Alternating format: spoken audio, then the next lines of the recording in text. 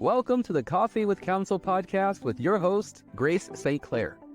In each episode, we'll have guests such as real estate brokers, financial advisors, accountants, and attorneys who will share their expertise and real stories of how people get in and out of a mess in a variety of circumstances. You can find this show on all the major platforms, including YouTube, LinkedIn, Facebook, Apple Podcast, Spotify, and on our website, qualityestateplanning.com. Now, here's the host of Coffee with Counsel, Grace St. Clair. Hi, everyone. Thank you so much for joining us today. My guest today is Marcella Miller. I'm very excited to have you learn more about her situation. But first, just a little bit about why we're doing these podcasts. My career has been filled with helping people get out of a mess that they got into on their own. And it happens, I swear, all the time. There's no way around it when you don't know all the things that we know. But Miss Marcella and I, this is our business. We spend a lot of time in this area, and we've seen, it just takes a couple of years, but we've seen a monumental number of messes that people get into. So a little bit about what I do. I'm an estate planning attorney, and I start with working with families and small businesses in the South Bay. I used to work downtown at the big firms, and I loved doing that, but I just kept making banks richer every day, which is fine, except banks don't need my help to do that. And my dad got into a difficult probate with his mother when she passed away, and they thought they had everything in place. And I was in the tax department down in O'Melveny and Myers at the time. And so obviously they were asking me all these questions, and it was like, well, where's the trust was the first thing that I asked, of course. And they could not find it. And they went around the papers in the house and found something from the county assessor's office. And that was fine, but it was the Greer family trust. So my last name at the time was Greer. So B and G, you can see how those might have been interchanged. Yeah. And usually Breer, when I was growing up, I hated the name because it would be Green, or it'd be Rosie Greer spelling Grier.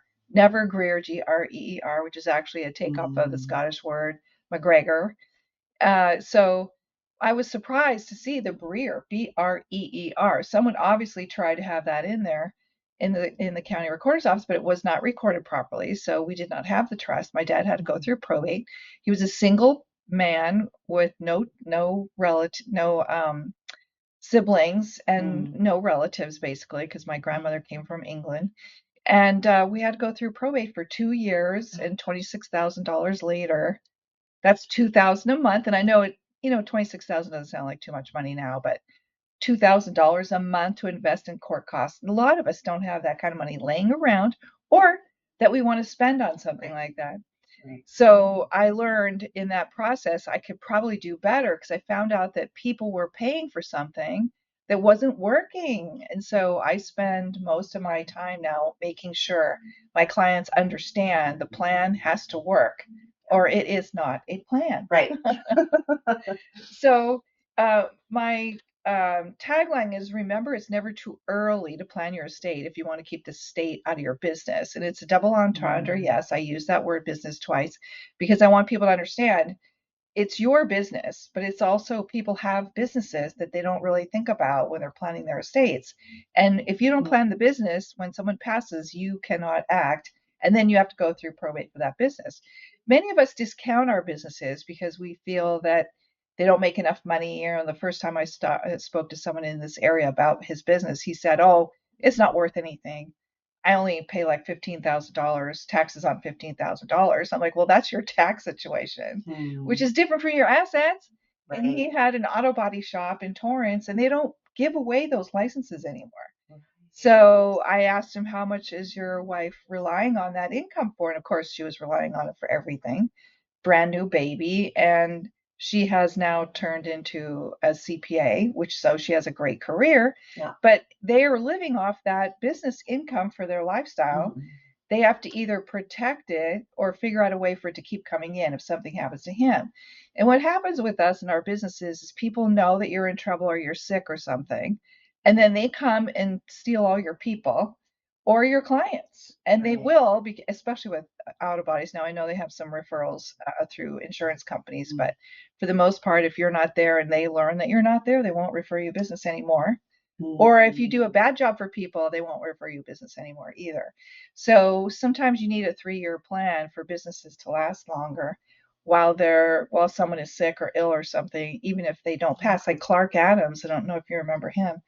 Clark Adams died suddenly, and he had a window company, very successful on the South Bay, and that just totally disappeared. So all of that goodwill and everything that he had going for him was all gone. He couldn't even sell it. And they opened up another place somewhere in Gardena. I'm not really sure how they're doing because I haven't seen anything about it. But Clark Adams Windows was completely destroyed by that, unfortunately. And I did actually use them for my windows, but I did not at the time realize that I could ask them to be one of my clients. So unfortunately, but he could drive by Artesia and see my sign all the time too. So right. We try to help everyone, but we don't always get there. But anyway, our process works for everyone, even though I say small businesses and families, we definitely do help families in the South Bay. And for now that we're all virtual because of COVID, we can go anywhere. But I do specialize in the area near my home. And we represent the grantors of trusts and the trustees, the successor trustees, not necessarily beneficiaries. That's more litigation. But I do have litigators that do assist me when clients have problems like that. So that's a little bit about what I do. And as part of that, I was working in this group called Senior Specialist Group, and that's how I met Marcella when she came to one of our meetings. So back in COVID, when you couldn't help seniors at all, we were still meeting on Zoom trying to figure out what to do. We sent out a lot of thank you notes, we sent them donuts, and we went to the places to introduce ourselves. But we really had like 2 years of sitting in our meetings once a month talking about what we could do if we could help these people. And then we started having those classes. We did have some Zoom classes that we created Zoom for seniors. They're starting to get the hang of it, but it's definitely been a long haul getting to this point where thank goodness we're back speaking to people again.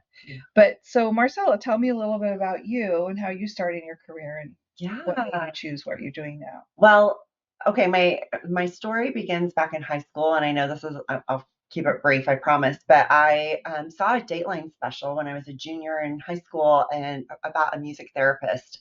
And I had been fully involved in music my entire life. Up to that point, knew I didn't want to teach and knew I was not a performer, but I wanted to use music, like integrate it in my life. It was part of my life, but I also wanted to help people. So when I saw that Dateline special of a music therapist working with a person who had been in a motor vehicle accident, they couldn't walk and talk, and did lots of traditional therapy and made minimal gains. And then at the end of the documentary, he was working with a music therapist as kind of a last resort. And at the end of the podcast, he's like running and playing with his kids, like fully recovered.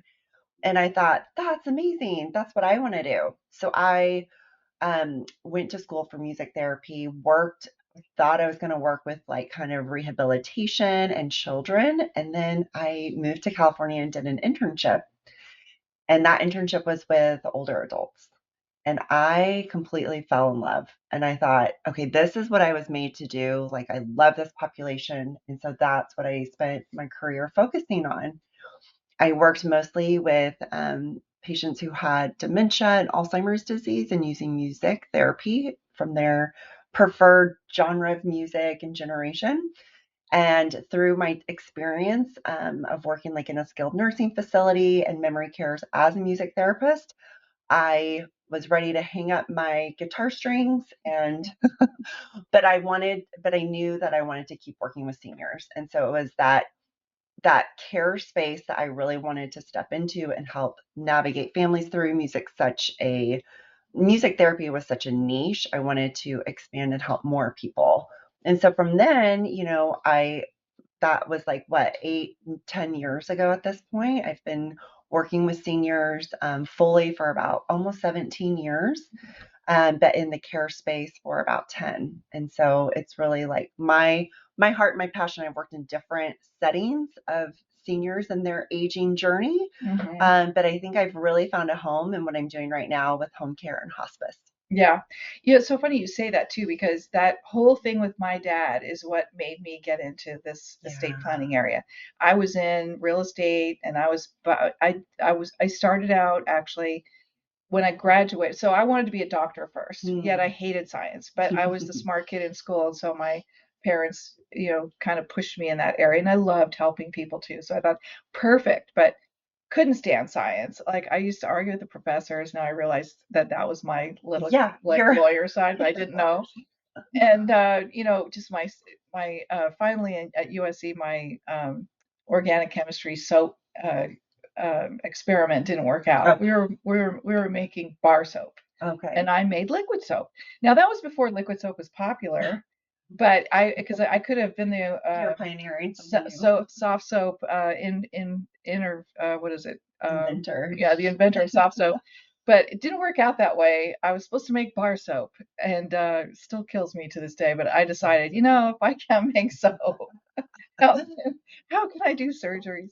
So I ended up going to the legal department just because I was good at English. And I went over there to USC's law school and looked at it. It only had paralegal programs, so I started taking classes. And I got straight A's and I was really loving it. And I was like, wow, this is interesting. I can do this. So it turned out to be a good thing. But when I graduated, because I crammed so many new classes in, I had to double up and take 20 units twice. And I was exhausted. I was like, I'm not going to get a job right away. I'm just going to kind of relax. And then over time, I started interviewing and I found this one investment firm that was looking for someone who wanted someone to run their legal department. And I was like, oh, okay, that sounds good. And then it was raining that day. It was pouring cats and dogs. And I was a half an hour late to my interview. And my dad always taught me, if there's an objection, put it up front, get it out of the way right away. So I sat down at the chair and I said, I realize I'm late. I apologize, but here's what I want. If you don't have that, then I should just not waste each other's time any longer. And they're like, oh, thank God. We need somebody like that. And I remember thinking to myself, well, I can't believe that worked. Because I must say, I was shocked. I was like, what am I going to say about being so late?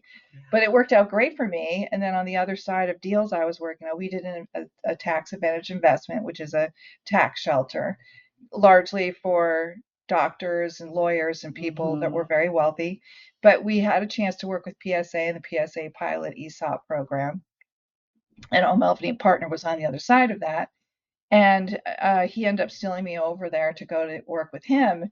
And then I was competing with the associates for work, and I was like, poor, I'm going to have to go to law school because I'm not going to ever work in the position that I wanted to be in there. But it's interesting how your situation moves you through, and you don't really see it at the time. Then you look back and you go, oh, so glad I did that. Absolutely. Because that experience with my dad's world, and I was very busy at the time, but just watching him go through that and the frustration, I deal with that frustration every day now in probate myself. I don't like my clients to have to go to probate, but sometimes I get clients that are in it. Sure. And it's so hard to explain. Yeah, the judge rules the show. So you just got to accept that. Mercy. And they, like right now, it's 6 months to get an order signed. I just talked this morning to one of the probate attorneys and said, what do I do? My gosh, these people can't wait any longer. Right. So that you just have to get used to that. And they don't care how long it takes. Their attitude is, we have a lot of people that are here in court. We're going to help them. They don't help them practice, obviously. That's part of the problem. They say, I can't give you legal advice. And then these poor people are like, well, then what do I do? Get a lawyer. But it over and over and over is all we do. So anyway, but that's what made me get into estate planning. And I tried so many times to move into another situation and it kept coming back. The people kept wanting me to do estate planning. So I'm like, well, I guess this is what I should do.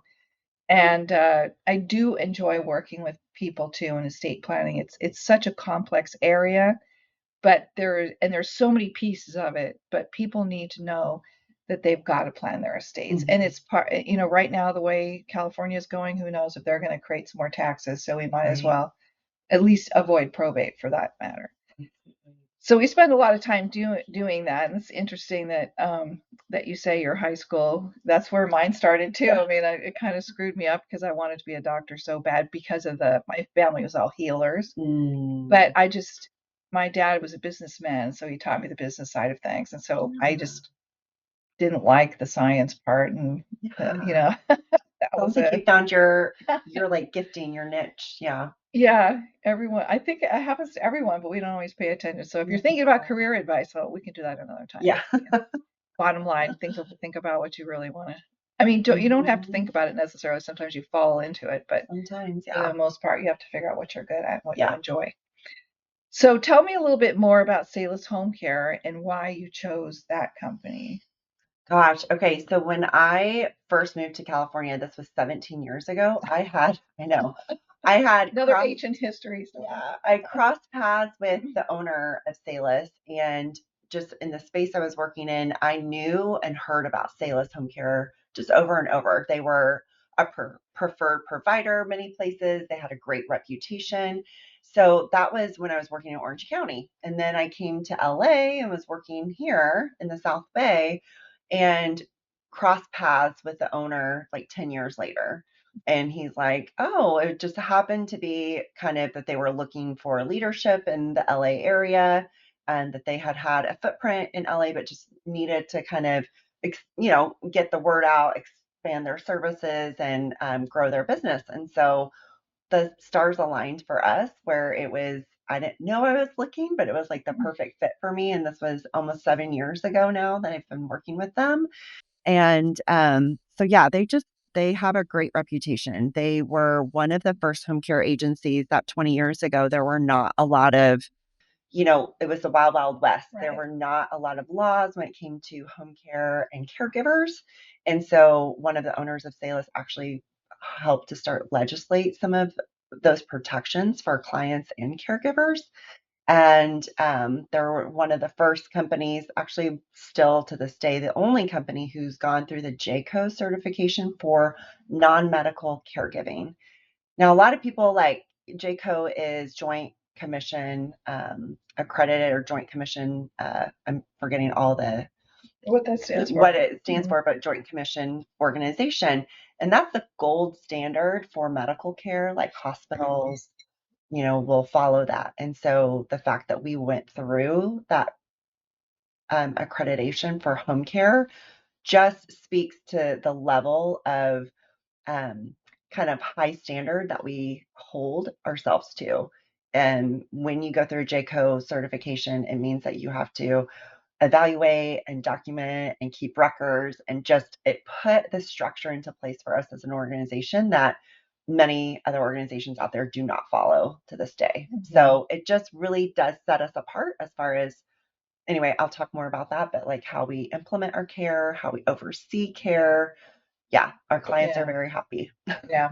I know for me, what I see in my practice is many people feel like they want to do the care themselves, but they don't realize how difficult it is. And as soon as someone starts showing signs of dementia, let's say, that's one of the hardest ones, I think, is because it could take years. Like my dad had that for 8 years. And as he grew longer in the disease, his personality changed. He became more OCD, which was hysterical, because he would wake my mom up in the middle of the night about a sponge that he saw in the kitchen, and she's like, "What do you care about this? Wait a minute, what were you doing in the kitchen at this hour?" And of course, he couldn't tell her, but then he was always worried about some three gentlemen stealing his briefcase. So they remember certain things about their past, and that's what they hone in on. So he was actually humorous in that regard. That's good. That's a blessing. Yeah, it was about three men and his briefcase. My mom used to die laughing in the beginning, she was dying laughing. After a while, it was really annoying. But what can you do? Say, it probably started to wear on her over time. It's so debilitating. Yeah. Yeah. I mean, I was talking with a family yesterday, an adult daughter, that's often who I'm talking with is the adult children looking, they're realizing something's wrong and they need help, and they want to get it for their parents. But her mom has been caring for her dad who has Alzheimer's disease for at least 5 to 6 years. He's been diagnosed. And we all know that by the time the diagnosis comes, the person's been living with, dementia, Alzheimer's disease for several years already, most likely. And so she's realizing her mom is having all these medical emergencies, like going to the ER, like just these little things that are popping up. And she knows the research. The daughter's very smart that the spouse who's caring, the well spouse caring for the sick spouse with dementia, Alzheimer's disease, the studies, it's not in their favor. They often have a higher mortality rate. They die first than the person who's actually ill. So like as a caretaker, you need to get respite care, get help. You need to take care of yourself or you're no good as a caretaker because you're going to be gone. Right. I know we all know that. Like everybody does know that. But when you're faced with it, you don't feel it. You don't know it. You're like, well, who else is going to do the job? And then in my mom's case, thank goodness, my dad, she stuck with him for a long time, but I was there visiting all the time too to see how they were doing, but I could see how it was really draining on her. And I knew 6 months before she did that she needed to find a place for him to go because he's 200 some odd pounds and she's now 94, but at the time, let's see, 94 minus 8. She was also fairly older, and he would want her to pick him up off the floor. I'm like, Mom, you can't do that. You're going to break your arm. So once they start calling the fire department to get him out of a chair, it's so embarrassing. The fire department loves to come do it though, because they love the people. But it's like, oh my gosh, I'm so vulnerable. What do? I can't get my husband out of bed. I can't get him out of the chair. Right. One time he actually went across the street to the neighbors when my mom went to work, because my mom used to be a pharmacist. So she would do respite care for some of her pharmacist friends who own pharmacies. And she'd go work for a week or something part-time. And he went to the neighbor's house and sat in a chair and he couldn't get out. And my mom didn't know where he was. She comes home, he's not there. Where did he go? Like, he's not that able to go anywhere. And then the fire department drives up right next door and they go out and she sees him coming out of the house across the street. So it's like, oh my goodness, the stories. I have some great stories. Yeah, I'm going to write a book about that. You should. It's hysterical, the stuff that happens because you just don't, you don't know. He didn't think he was going to get stuck in the chair. Right. But he couldn't get out of it. And well, the guy wouldn't pick him up, so why should my mom pick him up, right? Right. Well, and you have some space from those experiences so you can look back and laugh, but you have to laugh at it. Otherwise, but I know, like every day, you and I are both talking to families. I'm talking to families who are just in a crisis situation, and they are so distraught, right? And they don't know what they don't know. So that's part of my job, is helping to download all this information that they need to make a decision quickly, but informed. An informed decision as quickly as possible. But give them peace of mind that, hey, other people have walked this road. This is like, I validate them like, oh, this is actually a very common behavior, common occurrence. Like we see this a lot. Now, should it be common? I don't know. No. I'm not going to go there, but it just is because it's part of the aging process, just part of the process. But families are not alone in that. I guess is what I want to. Right. It was interesting you said like 20 years ago. So I hate to say it was 20 years ago, but a while ago, just call it a while, I was doing a program because we helped my mother-in-law, and there was nobody out there in the senior space. And I did everything myself, my husband and I did it together, and it was brutal. And so I did this presentation. My parents are getting older now. What do I do? And the whole point was to give people 4 sessions of here's what we did and here's what we went through. First you got to get your legal documents in place. Then you have to figure out how you can speak to your family members, because that for me was the hardest part. Trying to talk to my sister who thinks differently from the way I do. It wasn't until we had a therapist come in and explain how people think and why you think differently, which is fine, but why you're not communicating because you're thinking differently, and they need different information. And she just needed more time to hear whatever it was that was going on. I'm more of a doer, like, let's get it done. Yeah. So that's why we drive each other nuts. But we're also a good team if you think about it, because there's somebody to think about everything. Balances. But that presentation ended with then it was the financial side was part 3, and 4 was how can you live in your home. And I like the idea of how people can construct maybe living at home. But what I have seen is it's not always the best place for the elderly person to live. I know they're used to their area, they're used to what they have around them, but they have no social interaction that way. And it's very difficult. So you have to think of those things. And I think the child who's taking care of them should be more of a visitor and an enjoyment person rather than a caretaker, because it's so hard to do. And it also means you're now in a different mode instead of the child. I love that you're saying that, because that's exactly part of what I'm talking about with the families that I speak with. So my job is we do in-home non-medical care. So we're providing your traditional caregivers that come and help with bathing and dressing, meals, transportation, doctor's appointments, not anything medical, right? And so I think you're so right in that the families should be a visitor, and that the caregivers can be a companion. That's a lot of reason why care is started, is just to help be with that person. I see so many older people not eating because they're eating alone. And when they eat with somebody else, it makes all the difference. Yeah. Just a minor little thing, but it makes a big difference. It's hard to cook for one. Yeah. It's hard to especially if you have no structure to your day too. And so having a caregiver come in provides that structure, provides the oversight that a person needs to just take their medicine, have a meal, get enough water.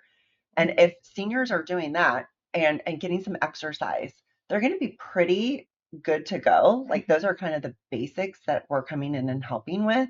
But of course, people have they have a disease that means that they need some more hands-on care, be it like Parkinson's disease or having cancer, things like that they need more hands-on care. Yeah. But you can start from, hey, maybe you just need help getting dressed right away. And you can just start with that like a couple days a week, like that's what we did for my dad, because my mom was still caring for him. She could feed him okay. And he got on the medications, but the last one, the Namenda one, I told her, I said, you shouldn't give him that anymore. It's just prolonging the agony. Sure. Because at that point in time, like he was so far gone into the disease itself that he wasn't violent, thank goodness, but he needed someone else to care for him. So luckily for her, he ended up getting some kind of an infection where they had to come take him to the hospital. And once he got in there, I said, Mom, you cannot bring him home. There's no way you can take care of him anymore. And that was 6 months later than when I originally saw her needing help, and tried to talk her into get someone to help him get dressed every now and then. Just because, he's a guy. Let him get his clothes on with someone else. Why do you have to do everything? But growing up in the 50s, and that's when they got married, that was the way you did it. The women took care of everything. Well, and going back to this daughter I spoke with yesterday, she is at the point where her mom went into the hospital, and so she's caring for her dad. And it is like, Mom, I should not be seeing my dad at this level. Like he's incontinent. He needs bathroom care. And the daughter is saying, no, I'm the daughter. I'm not comfortable doing that, nor would my father be comfortable having me do that if he knew what was going on. Right. And so this is a great way that she's introducing home care to her mom, trying to get her to just start off a couple days a week. Right. It will meet you where you're at. We're not pushy, but we can come in and just alleviate some of that stress. And then of course we have people too. It's unfortunate, but if they fall, break a hip, I was talking to a different client yesterday. She's in her 90s, very healthy, but fell and broke her hip. And so now she's never had a caregiver before, but now she needs 24-hour care, because that's her desire, is to stay home. And a lot of people can do that safely, but some people can't. And that's when we'll have those serious discussions about, okay, are they wandering out of the house? Are they safe? Are they going to keep falling? Are they, whatever the situation is, we look at that to make sure that we're providing care safely for them, because that's the main thing. I had to have all those conversations with my parents for years. 10 years I worked on them to try to get them to move out of this 5-bedroom house that we grew up in. 5 bedrooms. They shut off 3 bedrooms, we'll just shut the doors. But they were still heating them and air conditioning them, because you can't turn off those parts of the air conditioning. So 10 years later, when my dad had a knee replacement surgery, and when my mom fell up the stairs, that's when I thought, okay, you're moving. I can't do this anymore. I can't watch you deteriorate in front of my eyes. But luckily, I'm schooled in this area, so I can only imagine what it's like if you don't know, or you have your own life, you have your own kids. We all do. we all know we have to exercise, we have to work out. But when you have to add your parents to that and you have children, unfortunately the sandwich generation is the one where we end up having it happen. Feels that squeeze. Yeah. You had said something, I forgot what I was going to say about that, but I'll come back to it. Okay. You can't remember what it was. Well, what I was saying is just that when my mom couldn't take him home from the hospital, I insisted. She didn't. And I know my dad wanted to go home so bad. He was teasing us like, when am I going home? Like he would ask, like, this is the worst thing. So like, Dad, be quiet, But of course you can't tell him that. Oh, and even if we did, he wouldn't have cared. Right. I remember what it was. Most people I'm talking to, they're in the middle of a crisis. They are reaching out because it's needs-based driven. But you and I both know you're in the planning space. You try and get people to look at this ahead of time because that's how an estate plan is effective, is having the plan ahead of time. Home care, you can be proactive in looking into it too, or just senior care in general, just educating yourself on the different levels of care, what's available to you. Even in my space as a home care agency, there's different types of agencies. We're not all the same. My agency, we're Salus Home Care, we're licensed, bonded, and insured. So every caregiver we're sending to our clients are employees, which is very important. Our client is not on the hook if that person gets hurt or if something goes missing, God forbid. The agency is on the hook. The agency has insurance for all those things. And if there's a wage and hour dispute, it's the agency, not the client. And being in California specifically, you really love California's weather. Love it.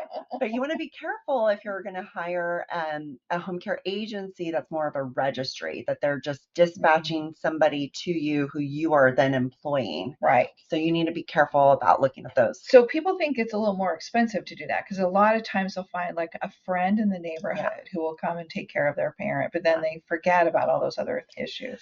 Well, exactly. And I think at the forefront, it looks a lot less expensive. If you price a licensed bonded agency like Salus Home Care versus a private individual, there is a discrepancy in the hourly rate, but you're not taking into consideration all the insurances and protections that you have. And so I think you just have to weigh that very carefully against your own situation and finances. And just go into it eyes wide open, right? Speak to an attorney probably is like my biggest encouragement is just know what the laws are and if it's feasible for you to be able to follow those if you hire a friend of a friend. And then the saying I think does apply of like you get what you pay for in some ways. Like I think we've all had an experience where we've tried to do like a DIY project at home and maybe it hasn't gone that great. And then I love DIY projects. I do too. Some people have a knack for it. Some, like me, like I'm not the best DIYer. My husband is, luckily, but so I end up paying more on the back end because I have to like fix what I did and do it correctly.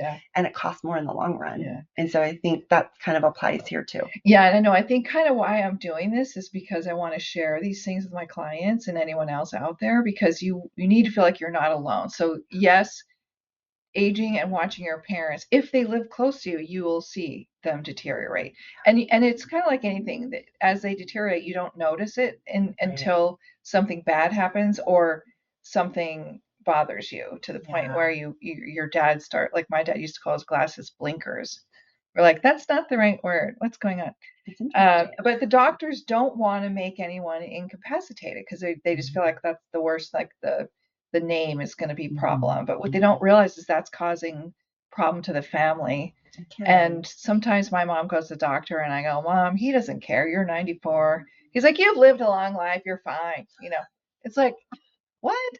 Right. But we need to recognize those signs and do something about it and think about it in advance. And I know here we are telling you, but we're planners. That's what we do. But you do know that this is happening to your family. And the sooner you do something about it or think about it, the better it will be for sure. Because it may be that you don't have any extra money or your parent doesn't have extra money. Right now, a lot of our clients are still trying to stay in their house because they don't want to move. They have a 3% mortgage or 2 or whatever. and it still could be not the right place. So you might have to get you and your other siblings together to pay for things. Sure. And that's obviously cheaper than sometimes, borrowing money from the house, but there are reverse mortgages now which aren't as bad as they used to be. And there are ways to fund it, but you need somebody who's going to help you figure out what is the best place for you. So that's why in a prior podcast I had Jill Love here, because I use her a lot. She's a geriatric care manager, and she helps people get, okay, here's your diagnosis. Somebody has Parkinson's. What does that mean? ALS, all those terrible diseases. Right. You don't know anything about them, and you really need to know first before you start worrying about things that may not occur. But also, you need to prepare. The more prepared you are, the better. So that's always wise. But then getting the home care means you can still be the children, you can still be the family member, you can oversee those people, but you still can be the child that the parents need you to be. They still, they also, like you're saying, your dad relying on, he doesn't care probably because women are women, but for the most part, there are some things that we just don't want to do. Right. For men. Absolutely. Absolutely. And that's what I love about home care is that we really, again, we meet people where they are, but it can start off just very minimal, a few hours a week, and then it can grow as the needs grow or change. And if you're looking at like a husband and wife who are living in the home together with different aging needs, you can solve that problem a lot of times by staying in the home. And that's going to be more economical than paying two bills at an assisted living, right out the gate. And then also moving into assisted living is such a big choice. It takes a lot of deliberation, a lot of time to take a 5-bedroom house and reduce it down to 1 bedroom or 2, a much smaller footprint. And so home care comes into that kind of interim time as people are figuring out their more maybe long-term solution. So we can be a long-term solution, but we also can be like a short. Yeah. We ended up searching a place for my dad because when he got into the hospital, we had to find a place. And it was Thanksgiving weekend, so we only had 4 days. And we went around the town. I used to work with my mom in pharmacy when I was in high school. So I knew all the caregiving places around there. And we went to all of them. We picked our favorite. And then wouldn't you know, the one that volunteered was the worst one, in my opinion, in that area that I hated. Yeah. And a lot of it was long time before that, but they were great with my dad. They kept him right by the nurse's station, and he was like Mr. Help everyone new that comes in, like all the new greeter. Yeah, he's like the pal, make sure everyone's come on in, sit down next to me, Yeah. And that's he was very cute like that. But anyway, we found that place for him so that when my mom got to go, after that, he was kicked out of that place because he wasn't progressing. And then we had to find another place. So she found a board and care, and that's only 6 beds. And she found a really great one with great people in it. And that was the best thing for him because he had all of his care taken care of, and she could come have lunch with him and visit him and enjoy, and they would have a conversation as long as he could have conversations. Yeah. So it's different. It's different in her case and so much nicer because he was out of the house for 6 months. Yeah. When he died. So she was at least, it was still big. It was a big problem when he died. It was still really sad and everything, but she was used to him not being in the house. I think that's the hardest thing is. Right. Well, going back to what you were saying about pricing and planning ahead, if you're looking at your finances and realizing there's no money here for my parents, then that's a great thing to know in advance. So you can start applying for Medi-Cal, right? Because that takes some time to get in place. Also, we're contracted with the VA. And so if a person has served during wartime and they're over 65, they could qualify for free home care services. And then, of course, if anybody has a long-term care insurance policy, I know they're more rare these days, but the generation we work with, a lot of them still have it. And so just kind of knowing what is in your tool belt to use. Well, we really, in our age bracket, need to get our long-term care insurance. I do that for people too, because in a way too, if you can get something for your parents that you all pay for, it's something you can do to invest in earlier, which is much less expensive in the 50s than it is in the 80s. Yeah. And then one other unique thing about us at Salus Home Care is we also provide a spectrum of care. So we do hospice and palliative care as well. So we can really be with that older adult from kind of first needing care to the end of life. service. Yeah. Yeah. Tell us a little bit about hospice care, because I know that's everyone thinks it's dying only, but Correct. A lot of people have that misconception, but the biggest thing is recently there's a lot of use of the term palliative care. And in the past, palliative and hospice care were used interchangeably, but currently they are two separate services. So palliative, I'll start with that because it is for somebody who has an advanced illness, but they are still pursuing curative treatment. So cancer is the easiest kind of diagnosis to think about. Stage 4 cancer and receiving, chemotherapy, radiation, whatever it be, trying to cure that cancer. And palliative care comes on top of the care that's already remaining as like an umbrella. And it's a nurse practitioner that helps guide the goals of care and getting all the physicians and the care team on the same page, trying to help alleviate any symptoms the patient might be feeling from going through treatment. So like nausea, pain is a big one, just helping to alleviate and provide comfort. Yeah. Okay, so that's palliative care. So we're thinking like at least a year or more before somebody actually is like passing away. Hospice care, there is a very clear definition that Medicare gives that it is 6 months or less. You have 6 months of life to live if your disease takes its natural course. So a person who qualifies for hospice, of course, physicians don't have a crystal ball. We can't see that 6 months is exactly what it is, but it means that they have a very advanced illness, that their illness is hard to manage, and there's signs and symptoms that their body is starting to shut down. Maybe a person has a lot of wounds on their skin. They're losing a lot of weight. They're not eating as much, sleeping a lot more. There's all sorts of reasons and things that we can look at, but it is for somebody who's just becoming frailer. And so hospice comes in, it's provided by Medicare, and it's a beautiful service. You get a nurse, you get a bath aide, you get a chaplain to help support you spiritually, you get a medical social worker. And the service isn't just for the patient, it's for the whole family as well. And so with our hospice, we provide a portal where families can go online and like watch videos to learn about their loved one's disease. It just really helps take the whole family and like guide them through the whole transition. Yeah. We certainly have patients who've been on hospice for a couple years because they still qualify, but they're not, their disease isn't moving quickly, but they still qualify. Yeah. Dementia is one of those. Yeah. It takes a long time sometimes. It can go quick, but for the most part, it's a slow disease. Yeah. But I have 2 stories about that. So one of my clients, 2 ladies, dad wanted to live in his house. So they got home care over there. They had cameras all over his house. When I saw them and they wanted to make a change to the trust, I was shocked at how they looked, how much older. I looked 10 years younger than them. I think we're about the same age. It was amazing. And they kept moving him in and out of the house. They kept firing caregivers.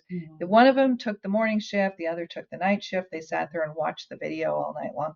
I mean, it was a great way to take care of dad, but it was brutal for them. And he didn't get the best care because he should have been in the hospital and gone to the transitional care. Like once he went to the hospital for a bladder issue, he should have stayed in there and gotten through, because Medicare pays for that. The rehab. And they rehab him and then bring him back healthy. Instead, brought him back right away. And I kept saying, you guys, don't you know that Medicare pays for that? And they're like, he wants to be in his house. But a lot of us say that. We just don't realize what it would be like if we were getting cared for and we healed and then went home. And the nurse only comes once a month when you have a nurse that comes. And so you need to be on top of your care for sure, but what they did, I would not recommend. It was so difficult for all of them. And dad just kept going back and forth to the hospital and home and just missed the transition. There's a reason why they have a transitional care facility to try to help you move forward. Well, like in a situation like that, clearly the daughters are very involved and want the best for their dad, and they're trying to implement that. You can tell by them being very involved and having the cameras. So they need like a strong agency, or like, I'm a care manager with my clients, and so I really help to implement a care plan so that the daughters can sleep at night, so Yeah. they can have peace of mind, so we can keep track of how often physical therapy is coming in. Is it doing enough? Should we supplement and hire a private therapist? Mhm. You know, like there's so many ways that we can make this better for that older adult.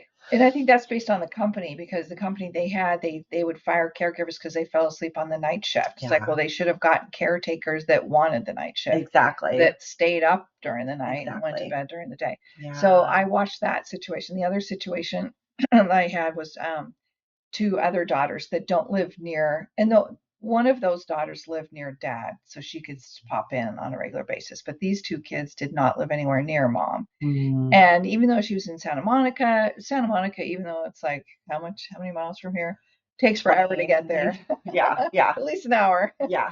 So it's not like you can just dash over or whatever. But anyway, and they all had their own lives. So yeah, like the caregivers would show up late. They would just, well, she's just sitting there. It's fine. The one caregiver kept coming in like an hour late, so the person before her couldn't leave when she needed 24-hour care. Yeah. And oh my God, it was horrible. And I kept trying to refer them to other people, but they just like, mom's okay, she's fine. I'm like, all right. But it's really important that you get the right caregiving company. Absolutely. Absolutely. Nobody is perfect, but it's how you manage your team and fix those things that come up. Yeah. And those are the little things that happen when you have a good company versus a single person. When they're sick, they bring their illness to the family because they can't stay home. Yeah. So if you have a neighbor helping out, and I know that's something people do, if they don't have kids close by, it's even harder. So it's definitely something you have to watch for. Yeah, for sure. Yeah, for sure. Well, aging sucks. Aging sucks. It's difficult. I provide a lot of little videos on Instagram and TikTok, and you can follow me on Care for Boomers is my handle. So that's cute. Yeah.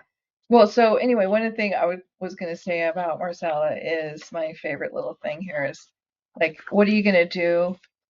It's like, what does my family need to know about the care needed for my loved one, and who's going to do it? Who are you going to call? Like Ghostbusters, Marcella Miller. She's the one. So anyway, I'm so glad she's here with me today to talk about this. We'll have other things we can share in the caregiving field that we should talk about too, because there's plenty out there. But so appreciate you being here. Thank you so much for sharing your expertise with us today. And that's it for us today. So this podcast will be up on all the sources that it is always on. I'm sorry. And we'll see you next time. Thank you so much for joining us. Thanks for having me. You've been tuning in to the Coffee with Counsel podcast with your host, Grace St. Clair. You can find this show on all the major platforms, including YouTube, LinkedIn, Facebook, Apple Podcasts, Spotify, and on our website, qualityestateplanning.com. Thank you for your positive reviews, comments, questions, and for sharing this show with others.